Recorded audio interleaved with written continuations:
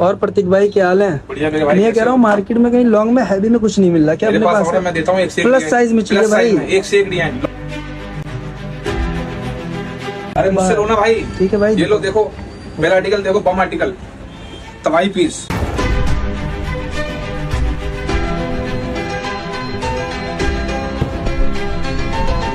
पूरा one piece 58 length, पूरा article में वो काम किया हुआ है। ये लो ग्रीन कलर का, बहुत ही प्यारा। 60 साइज तक। ये लो एक आर्टिकल, ये देखो, ये लो दूसरा आर्टिकल देखो प्लस साइज में, वाह, बैक फ्रंट पूरा काम है इसके, बहुत ही बढ़िया। सुपर हिट आर्टिकल है। ये लो तीसरा आर्टिकल देखो, ये लो फ्रॉक में कितने आर्टिकल चाहिए वन पीस में।